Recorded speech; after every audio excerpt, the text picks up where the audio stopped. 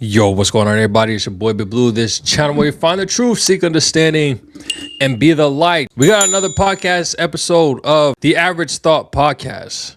I'm bringing in my boy from my previous church, one of my young bulls, love dearly, always bringing in great insight, always bringing in great conversations to the crowd, always sparking up the great topics. And of course, he's bringing in a couple videos that he would like to talk about because we all have questions, we all have concerns, and we all have things that we deal with on the day-to-day that just needs to be aired out. So let me go ahead and bring him in, my boy, Young Philo. What's going on, boss? What's going on, my guy? Nothing much. How you been doing today? How you living? How you chilling? I'm good, bro. Not chilling as much, but I'm still chilling. I feel that. All right, man. So you sent me some crazy, interesting videos. Each one, I'm just like, all right, I see what he doing here, but I'm like, all right, this is actually gonna probably spark some mindsets of some young cats your age. I know there's probably, let me see, what, a 10? I'm 30. Oh crap, 30. I want 34, and you're 26. 24. 24. Yeah. I bet. Okay, so it is crazy. a 10-year. All right, so 10-year gap. So you're in a completely different generation from me. Not too far off, but I mean, you know, like you're literally the generation after me, bro. That's pretty wild. And there's stuff that you go through. And low-key, this first video that we have, I honestly felt like the adult, which is crazy. But let's just get right into it. So this first video is gonna be from Cruise. I don't know if they themselves are like an African channel, maybe. The way it looks, I feel like they're an African channel. That's Okay. it, you know what I'm saying? But they kind of using The same style as Jubilee. exactly. All right. It gotta So be African rando for sure. yeah. Like even at first, the title of the first prompt is like, I feel like it was a translation from an African language of just a phrase that they use. Yo, You know bro, what I'm saying? because I'm like, what is even Yeah. what is even going on here, man? I don't know what it is, but it's like some of these African countries, they speak in parables or Bro. metaphors that, I mean, it's cool. It's cool. I just got to figure out, you know, where they're going, because that's not our noble conversation. And it's interesting because as I was going through these prompts, of course, with Africans, we derived as Haitians straight from the motherland country. So there's going to be some tendencies that we still harbor from that region.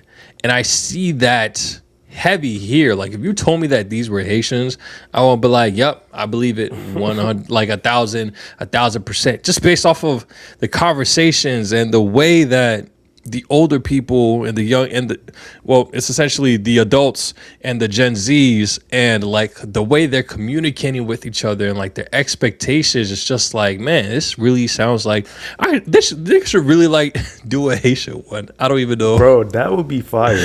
That yeah, bro. Yeah, they should really do a Haitian one, man. I don't know, some Haitian that got like the money to fund this type of thing, make it happen, because there's a very huge difference between the generations of those that, you know, were born in Haiti, that came in here, that came to America with their parents, migrated over here, versus the kids that, dang, a lot of them don't even know Creole. Like I'm still borderline, my Creole's still trash, and I've been here 34 years under a Haitian household, which is crazy because I consider myself more as Americanized as I am. My ideology and I guess a lot of my disciplines come from my Haitian background. So I side more with that than being American. But you ask a Haitian coming from Haiti, they're gonna be like, yo, look at this American. It's crazy. But That's why, bro, that whole idea is something I've thought of for a long time. But it's basically us. It's a whole nother culture. It's a cross in between American and Haitian, but it's a real subculture. Like we relate to things that Haitians don't relate to and Americans won't relate to. So it's literally our own community of being Haitian American. So that's a real thing to me. It's a tough thing, and it's like I think, and the crazy thing is, I think the Haitians that were born in Haiti and that came to America young, those that are, what am I? I am a millennial, so I think those are like at the very bottom of millennial and Gen X. Even though they grew up in America, they still hold a lot of those Haitian values that allow them to still be able to relate with the older Haitians and also be able to relate with us because they still trying to remain hip. They're Americans and stuff like that. But like me, bro, like my generation, there's a heavy gap. And I know there's an even bigger gap with your generation. So it's a crazy thing. So we're going to go through just two of these prompts that they got, just see exactly their reaction to them and just get an idea of their mindset and get your perspective on how you feel about them. All right? Let's get it. Let's go ahead and do this. Step forward if you agree with the prompt. What an elder sees sitting down, a young man can't see standing on an Iroko tree. All right. Before we see what the guys say, when an elder sees sitting down, a young man can't see standing on an Iroko tree. I'm assuming an Iroko tree is pretty tall. That's my get. What is your understanding of this prompt for those Americans that don't know culture and need some explaining? Bro, when I first watched this and read that, it made a lot more sense to me at the time than when I came back to rewatch it. I'm not gonna cap. But Should be. because I don't know, this is fluid. It makes sense. Like I understood where they were going from or where they're coming from when they say it. Now the second time I heard it, when I heard the Iroko tree part, I got too focused to the little words. You know what I'm saying? So that threw me off. But what it's saying to me is basically adults, or when a person, an adult is just a person who had a lot of life experience compared to a young person. So that means they're able to see more based off of the past events and experiences that they had already. You know what I'm saying? And someone who's young won't see like half of those things just because they haven't experienced it. Like if you haven't experienced something, it won't come to your mind. You know what I'm saying? Mm-hmm. Like experience influences your thought process. To me, it influences creativity. Mm-hmm. Creativity for solving problems, like analytical, whatever. Because you've seen it before, now you know what it look like. Yeah. Versus if you're young and you're standing on a tree, you're like you're supposed to be able to see everything. Yeah. But you don't see, like that's what it's saying. Like from a literal sense, when you're standing on a high altitude, you can see all things. Right. But comparing that to someone with a lot of experience, it's like being blind. That's what that's telling me. You know what I'm saying? Mm-hmm. Okay. That's essentially, that's essentially what I'm getting here. Pretty spot on. The analogy, I guess, that I can, even though this is kind of like an analogy itself, but the analogy that I could pull from this is like saying, let's say if a man is just sitting down on his chair and he sees, let's say a man in Africa, just sitting down on his chair, just chilling. And then he sees from a distance, the tall trees are starting shaking and stuff like that. He could be like, oh, we in trouble. That's a tiger. Mm-hmm. And not even know. Mm-hmm. But a young cat, they're not going to know because, like you said, they haven't had that experience. So it would take him to go up to a tree to get to the higher elevation to be able to see and be like, oh, snap, that is a tiger. That is a lion type situation. Mm-hmm. So, yeah. That's exactly what I'm seeing, and it looks like it's based off of, like you said, the wisdom, being able to get understanding through everything that's in life. So the young people, it takes more, I guess in a sense, it requires more for them to see something that requires less for an older person to see, in a sense and stuff like that. Mm-hmm. So we'll see what these individuals got to say about it. There's no youth, except that youth wants to be playing with fire. Hold on. hold on. I need her to go back with that because what?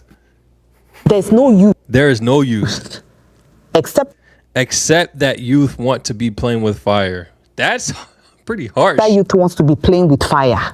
That should argue this statement that what an elder sees, they will never see. I was once your age, and I'm glad you agree. Your counterparts didn't come out. I just wonder what they're going to say. Listen, when I was your age and my Sheesh. parents were telling me a few things, I didn't see it. But now I'm older. She I sees see it. they were damn right. So I feel like that adage talks more about experience. Because of how much years you've spent on Earth, there are things that you've experienced firsthand that we still theorize. But because experience is the best teacher. If it teaches you once, that is the lesson is constant. If you try it 10 times, you're going to come back to the same conclusion. Who has more experience better than the people that are older than us? So I totally agree with that submission. It's an idiomatic expression. Yeah, the father may not be as tall as anything, but his experience is telling you that what is seen in the future, if you are not careful, it will befall you. Many things that is in the Bible or Quran and yet is experience of the past, the thing that other people, other generations, they put down to us. Had it been those books are not there, we could have been living like animals. Okay. So based off of that, how you feeling about their response in regards to the elders and their wisdom, the infinite wisdom? I ain't say infinite, but Bro, so I agree with this statement, you know what I'm saying? By default, it's logical. It's literally a logical statement to me. And the one Gen Z dude that walked forward, based on how he's talking, I can tell he's speaking from a logical standpoint. He's not reading that and taking and reacting with emotion yeah. tied to any sort of what you call it, Any type of grudge or yeah, like not just grudge, just another like trauma. You know what I'm oh, okay, yeah. saying? You could hear something like that and instantly think, oh, my parents die on it. They ride or die on this. And from my experience, they could never hear what I had to say or hear where I'm coming from, and we never saw eye to eye. So automatically, a person that's thinking like that is gonna take that and respond to it emotionally or instantly Right. disagree without actually looking at it for what it is. So I think the parents, though, the adults are definitely speaking, or some of them. The woman, I want to start. The woman, she's most likely speaking from an emotional standpoint when she's explaining it, even though she's not wrong. You know what I'm saying? She came in hot. Bruh, She came in high. She said, yo, these kids that don't heed that type of advice, yo, they are in the fire pit. facts. I said, dang, yo, like that. Facts. So I'm not tripping, right? She's definitely being emotional about it. So even like emotions aside, that's a fact. I think age and experience are like parallel. Right, They don't equal each other though, right. because you can grow in age and not experience a thing. You could still not know a damn thing. Exactly. I will say that there's a couple of dudes I know that's like my age and older. It's like, bro, you still running into these same issues, bro? How long we been at this? Yeah. And then there's young people who have crazy experience and whatever. Like it could be a specific lane or it could be a bunch of different things. Like, bro, Brian was the youngest keyboardist at our church. Bro.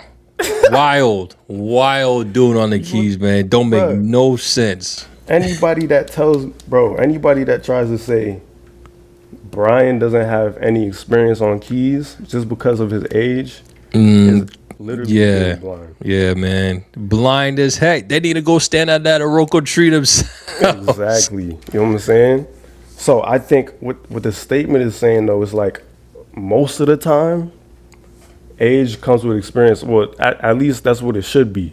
So people who are normally who are on their walk as a human, seeking to learn from their mistakes, from other people's mistakes, And if you have a community that's doing that, in turn, you're gonna have a statement like this become true, where the adults who did what they had to do now have the experience and will, and also must guide their youth using that experience. So in that world, this is the formula. Like, you have to, if you're a youth, you gotta listen. If you don't know nothing, you know what I'm saying? Yeah. So I ain't trying to get you in trouble. I ain't trying to get nobody in trouble, but You good, bro? Let's get it. so how does this relate in the Haitian culture? Because Haitians are heavy, and I think I said this in the first episode with Arguments, but Haitians are heavy with pride. The old Haitians, the Haitians, not the American Haitians, not too much, but the Haitian Haitians, they are heavy with pride, and they seem to be like gatekeepers, and it don't want to say and don't want to give no type of knowledge and stuff like that. So based off of what you just said in regards to the older people providing that knowledge to the younger people, have you seen, based off of your experience, maybe not just with your family, but like maybe with others as well, have you seen the Haitian community the Haitian adults do their due diligence in providing knowledge and wisdom to the younger generation? And when it comes to providing, I'm gonna say yes and no. Okay. From my experience, at least in the beginning, the early stages, right? I think Haitian parents make great parents to young children, right? Now, I'm gonna speak specifically towards Christian Haitian American Okay. parents. Oh yeah, because that's all we know right now. I don't know nothing about regulate. Yeah, you're right. They're a whole different breed. I don't know nothing about them. You're right. You're right. And honest, I think it's like a eight out of 10 percentage of Haitians who are kind of like Christian and experience what we know for the most part. But to speak on that, when it comes to teaching and providing that knowledge and wisdom to their kids, my experience was growing up in the Bible. You know what I'm saying? Yeah. We had family devotions. I have seen and witnessed and heard my friends from the church or other Haitian friends kind of experience the same thing for the most part. And that to me is probably the most important thing to start off with, period. Especially when raising kids. Because that's what set me apart. And it was visibly noticeable for me by the time I was in like middle school. I was literally seeing how certain people were getting into certain troubles. And you would be like, why are they even doing that? Yeah, it'd be like, bro, this is common sense to me. And this became like my catchphrase a couple years back. Yeah, I remember. Yeah, I remember. That's where it comes from, bro. Every time I touch on this topic, this is where common sense this is when I learned common sense came from the Bible studies I had. Just reading what the Bible had to say, whether it was stories or I think specifically for me, it was Proverbs the most. Proverbs is the key to wisdom. Bro. A proverb a day makes that folly go away. Yeah, no cap, no glaze, none of that. Proverbs is just common sense. It don't have to be nothing else. It's common sense. And so my parents and Haitian parents, especially in that community collectively, I would say do a great job in that. They do what they had to do. When it comes to world views or things that we actually have to encounter, they don't guide in that way. They do it. They do it with. They lead with fear factor. Yeah. In my experience, they lead by telling you to avoid certain things without giving you the reason. Yeah. And they enact on it by punishing you if you get anywhere near it, even if it's not your fault. Like if you just so happen to be next to it. You just so happen to be in the area and be like, So get that belt ready. Facts. So it's like growing up, all you know is Just don't do it. just don't do it or they tweaking on me. You know what I'm saying? And that does not promote growth, especially at a certain point. Like, I can understand that for children, like I said, that's why I said that earlier. They're good with raising young children. That can work for kids, but I think, and it shouldn't even be that late. I think at a pretty early age, you should start changing into, okay, this is why. If you do it, this is what's gonna happen. Now I'm not gonna force you to do anything, but watch, if you touch that stove, you're gonna burn your hand. I talked to you one time. Now, if you touch it, that's enough punishment for you. I'm not gonna tweak on you again. Right. I mean, you know what I'm saying? Now that's personality at that point. Yeah. But I think Haitian parents in general, they just lead more into fear factor and telling you what not to do without explaining it. This is for sure. This is for sure facts. It's not all Haitians, but I can definitely attest to that. Growing up, seeing like how some of my cousins were treated, and even like with my parents, myself, with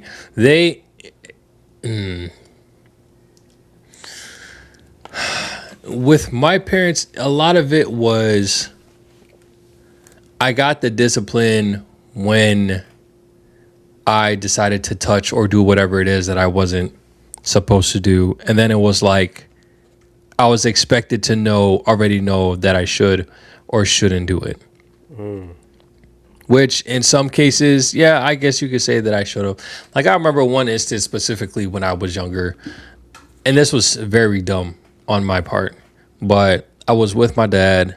My sister and my mom, they had went out somewhere. So then I was with my dad. We came back home and it was just us.